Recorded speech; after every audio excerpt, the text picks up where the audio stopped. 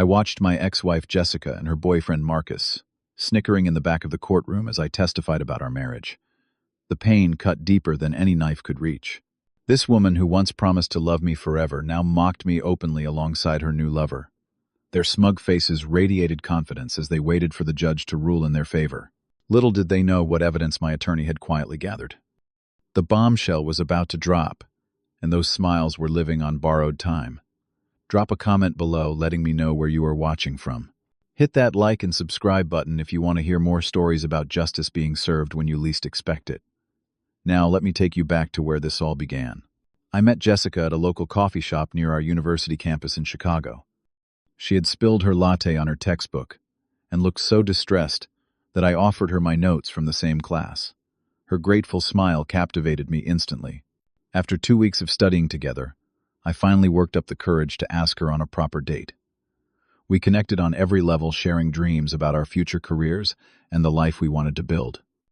Our dating years were filled with weekend road trips to Lake Michigan, surprise picnics in the park, and long conversations about everything under the sundae. After 2 years, I proposed during a sunset boat ride on the Chicago River.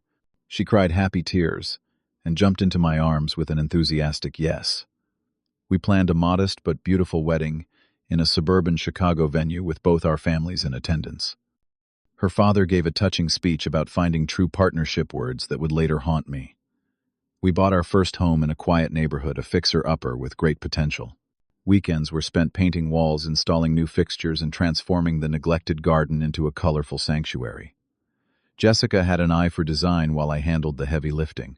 The house slowly became our haven, filled with photos, mementos, and dreams for the future. My career in software development was taking off. I started at entry level, working long hours to prove myself. The dedication paid off when I earned a promotion to senior developer within 3 years. I made smart investments, setting aside money for our future family. We talked about having children once we were more financially stable. I took pride in providing a comfortable lifestyle for us, managing our finances carefully to build security. Around our 4th anniversary, things began to shift. Jessica became distant, checking her phone constantly, and growing irritated at simple questions about her day. She started working late at her law firm, sometimes not returning until after midnight. The warmth faded from our conversations, replaced by clipped responses and criticisms about my habits or appearance. When I suggested a weekend getaway to reconnect, she claimed she was too busy with an important case. I tried everything to rekindle our connection. Surprise gifts appeared on her pillow date. Nights were meticulously planned, and I even suggested marriage counseling. She dismissed the gifts with barely a thank you, canceled half our dates at the last minute, and rejected counseling outright. When I pressed about therapy, she would sigh dramatically and say, "I just need some space to figure things out, Apollo. Stop pressuring me." I gave her space, hoping it was just a phase that would pass. The truth revealed itself on an ordinary Tuesday morning. Jessica had forgotten to log out of her email on our shared laptop. A notification popped up with the subject line, "Cabin reservation confirmation for next weekend." Curious, I opened it, assuming it was for a work retreat. Instead, I found details of a romantic getaway for 2 at a luxury resort, complete with couples, massage, and champagne service. The reservation was in her name, but I was certainly not the second person. My stomach churning, I reluctantly dug deeper. Her text messages with a contact named M. Work contained hundreds of exchanges, many explicitly romantic, and some discussing their plans once she left me. I discovered this relationship with Marcus, her colleague at the law firm, had been going on for 8 months. Photos showed them together in hotel rooms, at restaurants I could never afford, and even in our home when I traveled for work. The most painful discovery was receipts for expensive gifts she had bought him, using our joint account money we had been saving for our future. When confronted that evening, Jessica barely tried to deny it. Instead, she coldly announced she wanted a divorce. "Marcus understands me in ways you never could," she declared, gathering some clothes. "He has ambition and passion. Our connection is something you and I never had." She moved out that night, leaving behind 10 years of memories, as if they meant nothing. The divorce proceedings quickly turned ugly. Jessica demanded we sell the house and split all assets 50-50, despite her minimal financial contributions throughout our marriage. She hired Thomas Reed, a high-profile divorce attorney, who happened to be Marcus's best friend from law school. They formed a unified front against me, spreading rumors throughout our social circle that I had been controlling and emotionally distant, driving Jessica into another man's arms.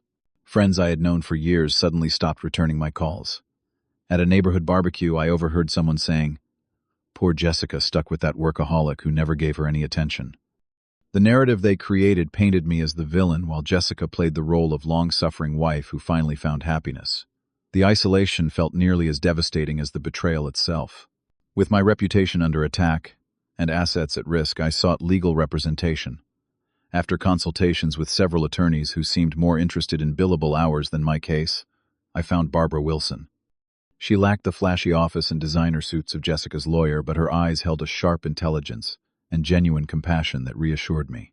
"This case isn't just about splitting assets," Barbara explained during our first meeting.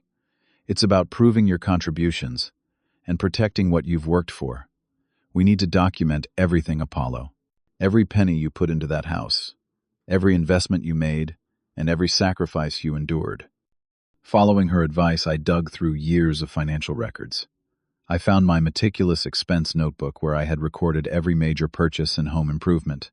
Bank statements confirmed I had paid 90% of the mortgage and utilities throughout our marriage. Investment accounts showed my consistent contributions, while Jessica's sporadic deposits often disappeared shortly after. More disturbing was the discovery that Jessica had been steadily transferring money from our joint savings into a private account for the past year, totaling nearly $50,000. Barbara's expression grew stern when I showed her the evidence. "This is exactly what we need," she said. "The court doesn't look kindly on spouses who hide assets." The county courthouse was imposing with its marble columns and echoing corridors. Inside the courtroom, Judge Eleanor Hawkins presided from her elevated bench, her gray hair pulled into a tight bun and reading glasses perched on her nose. Her reputation for being strict but fair gave me a sliver of hope amid my anxiety. Jessica and Marcus sat behind their attorney, looking more like they were attending a social event than a divorce proceeding. She wore an expensive new dress I had never seen, while he sported a designer suit and watch that probably cost more than my monthly salary. They whispered to each other throughout the preliminaries, occasionally glancing my way and smirking when they caught my eye. Thomas Reed strutted around the courtroom like he owned it, greeting clerks and other attorneys with practiced charm. His confidence bordered on arrogance as he organized his documents, shooting dismissive looks toward Barbara and me. "My client is prepared to be generous despite the circumstances," he announced loudly enough for everyone to hear, as if he were doing me a favor. Jessica's demands grew increasingly outrageous as the proceedings continued. She wanted full ownership of the house, claiming she had poured her heart and soul into making it a home, even though financial records showed I had paid for all renovations. She demanded half of my company stock options and annual bonuses, arguing her emotional support had been crucial to my career advancement. Most shockingly, she requested a portion of the college fund I had established for my nephew, who had lost his parents in a car accident years ago. Thomas Reed argued that, since the account was opened during our marriage, it constituted marital property despite having no connection to Jessica whatsoever. Throughout my testimony about our financial arrangements and my contributions to the marriage, Jessica and Marcus could barely contain their amusement. When I explained how I had worked 60-hour weeks to afford the down payment on our house, Marcus leaned over and whispered something that made Jessica laugh out loud. Judge Hawkins glared, but said nothing. The mockery reached its peak when I described my hopes for having children with Jessica, dreams that now lay shattered. The couple in the back exchanged glances and stifled giggles like schoolchildren. My face burned with humiliation, but Barbara had warned me to maintain composure no matter what. "Never interrupt. Never show anger," she had advised. "Let them dig their own grave with their behavior." Thomas Reed's cross-examination felt like psychological warfare. He twisted my words, implied I had hidden assets of my own, and even suggested I had been emotionally abusive by prioritizing work over Jessica's needs. Each accusation landed like a physical blow, but I answered truthfully and calmly despite my racing heart. Through it all, the snickering from Jessica and Marcus continued their confidence, unwavering in their eventual victory. When Barbara Wilson rose for our counter-arguments, the change in atmosphere was subtle but immediate. Unlike Reed's theatrical performance, Barbara moved with quiet purpose, organizing documents methodically as she approached the bench. Your Honor, I would like to present evidence regarding the actual financial contributions of both parties during this marriage. She began, her voice steady and clear. She displayed charts showing my consistent deposits into our joint accounts versus Jessica's minimal contributions. Bank records revealed I had paid 95% of the mortgage payments, while Jessica's salary apparently went elsewhere. Home improvement receipts matched the entries in my expense notebook, proving I had funded the renovations that increased our property value by 30%. Barbara then introduced evidence that silenced the courtroom. Your Honor, these are records of unauthorized transfers from the couple's joint savings account to a private account in Miss Jessica Anderson's name only. She presented statements showing regular withdrawals, always just under $5,000, presumably to avoid triggering bank notifications. A total of $47,322 was systematically removed without Mr. Apollo Winter's knowledge or consent. Jessica's smug expression faltered for the first time. Marcus shifted uncomfortably in his seat as Barbara continued her methodical presentation. Judge Hawkins leaned forward, clearly interested in this new information, her pen moving rapidly across her notepad. The most damning evidence came next. Barbara produced printed emails and text messages between Jessica and Marcus discussing their financial plans. Check this out. Read one message from Jessica to Marcus. I moved another $4,000 today. He never checks the accounts anyway. By the time the divorce happens, we should have enough for a down payment on that condo. Another message was even more explicit. Apollo is such a fool. He works so hard for that money and has no idea I'm taking it. Once this is over, all his saving and sacrificing will benefit us instead. Thomas Reed jumped to his feet, objecting to the admissibility of private communications, but Judge Hawkins overruled him after Barbara explained how the messages were legally obtained from the shared family computer. Throughout Barbara's presentation, Judge Hawkins' expression grew increasingly stern. She repeatedly looked over her glasses at Jessica and Marcus, particularly when they attempted to whisper explanations to each other. After their third interruption, the judge had enough. "Mr. Thomas and Miss Anderson," she said sharply, "this is a courtroom, not a social gathering. One more disruption, and I will hold you both in contempt. Is that understood?" They nodded, the color draining from Jessica's face, as the gravity of the situation finally seemed to register. Barbara continued by addressing the claim that Jessica had sacrificed her career for mine. She presented Jessica's employment records, showing steady promotions and salary increases throughout our marriage. Far from sacrificing her career, Miss Anderson has thrived professionally, while enjoying the financial security provided by my clients' contributions to their household. By the time Barbara finished her arguments, the dynamics in the courtroom had completely shifted. Reed's rebuttals sounded hollow and defensive. Judge Hawkins repeatedly asked him pointed questions about the hidden funds and misleading claims in their initial filings, questions he struggled to answer convincingly. After a brief recess, Judge Hawkins returned with her decision. She adjusted her glasses and looked directly at Jessica before speaking. "This court has reviewed all evidence presented and finds that Miss Anderson has acted in bad faith throughout these proceedings, and prior to filing for divorce, the judge's ruling was comprehensive and decisive.